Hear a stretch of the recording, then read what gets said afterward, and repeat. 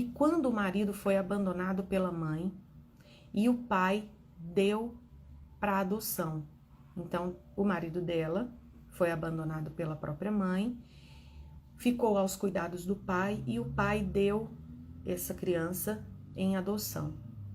O pai adotivo bebia e traiu a mãe. Pai adotivo grosso com ela e essa mãe adotiva muito submissa. E ela segue com o comentário: o pai biológico já morreu, a mãe biológica apareceu há alguns anos, mas nunca se viram pessoalmente. Aqui nós estamos diante de um caso onde essa criança nunca sentiu o cheiro da mãe, a não ser logo depois do parto, se tiver acontecido de ele ter sido colocado no colinho dessa mãe.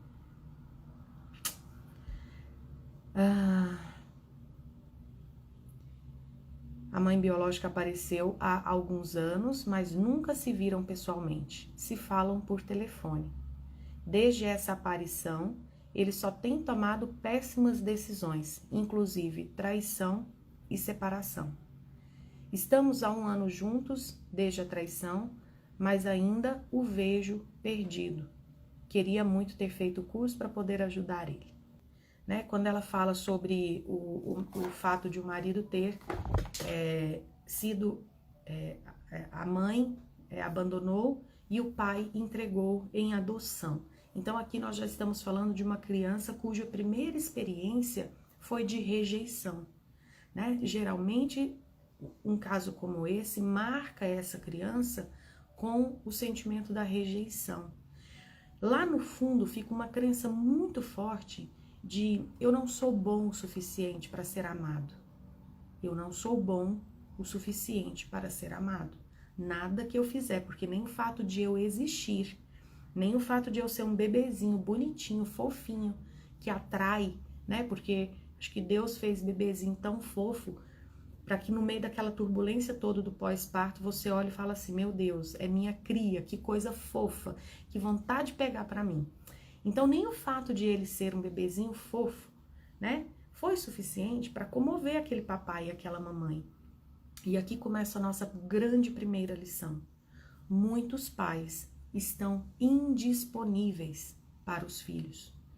Muitos pais, quando se tornam pais, ainda estão cheios de feridas e de dores. Estão muito vazios e por conta desse vazio, não conseguem transbordar. Então, talvez, espero que fique claro para vocês a importância de vocês se curarem, porque senão vocês vão ter que ficar tirando de onde vocês não têm. E uma hora isso vai dar muito errado. Porque para eu dar, para um mendigo dar o pedacinho de pão que ele tem, ele não pode estar com muita fome. Se ele tiver com muita fome, aquele pedacinho de pão significa para ele sobrevivência. E é assim com todas nós. Quando a gente por dentro não se preencheu, quando a gente ainda não conseguiu ter diante dos nossos pais uma ressignificação de tudo aquilo que eles não conseguiram nos dar, quando isso não está preenchido, a gente está com lacunas e a gente obviamente vai cobrar isso da vida, vai exigir dos filhos, vai exigir do marido, da esposa, dos amigos, do chefe. E porque no fundo quem faz essas exigências, na verdade não tá me exigindo, tá exigindo do pai e da mãe. Só que como não convive mais com pai e com mãe, joga sobre a gente que tá convivendo, tá? Cuidado com essas posturas de ficar exigindo do outro, exigindo de quem não lhe deve nada. Então, o que acontece com esse homem, né? Primeira coisa, a gente não tá diante de uma criança que passou pela experiência forte de rejeição, porque a mãe abandonou, ele ficou com o papai e o papai entregou em adoção. Quando ele é entregue à adoção, com toda certeza, esperava-se que ali ele fosse, então, receber aquilo que ele não recebeu dos pais biológicos. E ele vai receber desses pais adotivos o que esses pais adotivos conseguem dar. E nesse caso aqui, eles deram o que eles conseguiram dar. Comida, porque esse homem está vivo. Vacina, porque esse homem está saudável. Mas eles continuaram com a dinâmica deles. E a dinâmica desses pais adotivos era uma dinâmica permeada por briga, permeada por grosseria por parte do homem, e também submissão por parte da mulher. E provavelmente esse menino, de novo, ele não é visto, ele não recebe aquela atenção que geralmente nós, enquanto crianças, queremos receber e muitas vezes precisamos receber. Então, a primeira coisa aqui o primeiro ponto que essa mulher precisa, ela não pode ter dó desse homem. Qualquer uma de vocês que tem um marido com histórico familiar marcado por uma perda precoce, um acidente muito grave que envolveu os pais, seja lá o que for, nunca tenha pena do seu homem. Porque ao ter pena, você está tirando dignidade, você está olhando para ele e falando, ai, pobre coitado. Se você que é você, que tá aqui querendo ter um homem forte, você olha para ele e acha ele um pobre coitado, lascou tudo, né? Então, não ter dó, primeiro ponto. Segundo ponto, ela precisa entender que esses pais, tanto os adotivos quanto os biológicos, estavam indisponíveis. Se ela não entende isso, ela prega esses 4 na cruz e entra no mesmo movimento que a criança interna desse marido já faz, que é o movimento de meus pais biológicos foram horríveis e os adotivos também. Então, alguém precisa fazer um movimento diferente. E quando eu trabalho com vocês, mulheres, o que eu quero aqui é que vocês não caiam nos movimentos do seu marido. Porque senão você não consegue ajudá-lo. E se você não consegue ajudar, você não vai ter a melhor versão do seu marido. Uma versão, na verdade, dizem que a gente já tem a melhor versão do outro. Mas você não vai ter uma versão ainda melhor do seu marido se você faz o mesmo movimento dele. Então ele massacra os pais porque ele não teve o que ele gostaria de ter. Se você não aprende, se você não aprende a ajudá-lo, você então não consegue tirar ele desse movimento, você não vai ter uma versão ainda melhor dele.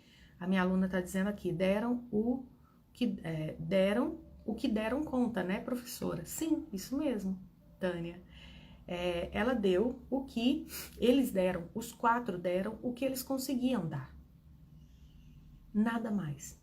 E vocês precisam entender que pais, muitos deles são indisponíveis para os filhos, porque eles não tiveram. Então, quando eu trabalho com as minhas alunas, o que eu trabalho com elas? Que elas consigam olhar para os seus pais e entender que muitas vezes eles não puderam dar a elas o que elas gostariam, porque esses pais não receberam lá de trás. E os pais dos maridos também. E quando a gente aprende a fazer esse movimento, o nosso coração se aquieta. E quando o nosso coração se aquieta em relação aos nossos sogros e em relação aos nossos pais, tudo já começa a mudar de figura. Porque a gente já começa a sair da postura de vítima, de criancinhas que não receberam, e a gente passa a olhar para o que a gente recebeu. Poxa, eu recebi a vida, tá ótimo. Tá ótimo. Porque se a minha mãe não quisesse ter me tido, ela não teria. Você precisa, né, compreender que uma forma de ajudar esse marido, primeiro, não julgando, não tendo pena, segundo, não julgando esses pais e entendendo que ele teve 4 cuidadores, aliás, 2 pais e 2 cuidadores indisponíveis para ele. Indisponíveis para ele. Então, quando ela faz esse movimento, né, de compreender que esses pais, tanto os biológicos quanto os adotivos, estão presos em dores do passado, se ela entende que eles estão olhando para trás, lá para suas amarguras, para suas feridas, eles não conseguiram muito se desgarrar disso e por isso um vai embora, o outro entrega para adoção, o outro não consegue criar um ambiente, né, saudável dentro de casa, é grosseiro, a outra não sabe reagir, não sabe se impor, ela é submissa. Esses pais, eles estão presos em feridas lá do passado e por conta disso estão um tanto indisponíveis. Se ela consegue ter esse olhar, quando ele vem criticar esses pais, ela consegue então mostrar para ele um outro ponto de vista, consegue ajudar o marido a virar o pescocinho um pouquinho para cá. Para de olhar para o que eles não puderam dar e vamos olhar para o que eles puderam dar. O que eles te deram? Deram comida? deram vacina, deram orientação? Seu pai e sua mãe te deram a oportunidade de viver, porque um doou o gameta masculino, o outro doou o gameta feminino, e graças a isso você existe? Então vamos olhar para isso. Então, esse é o segundo ponto, ela precisa compreender esse movimento dos pais. Daí ela faz uma pergunta. Marisa, e nesse caso, ele que tem pais biológicos e adotivos, com qual pai ele precisa se reconciliar? Porque nesse caso, e em todos os casos, a conexão, gente, é com quem deu a vida, é com o pai biológico, tá? Então, o movimento desse homem é uma reverência ao seu pai biológico, que é a fonte de masculino dele, e um grande movimento, né, de gratidão a esse cuidador. Porque no fim das contas aqui, quem botou comida na barriguinha dele foi o pai adotivo.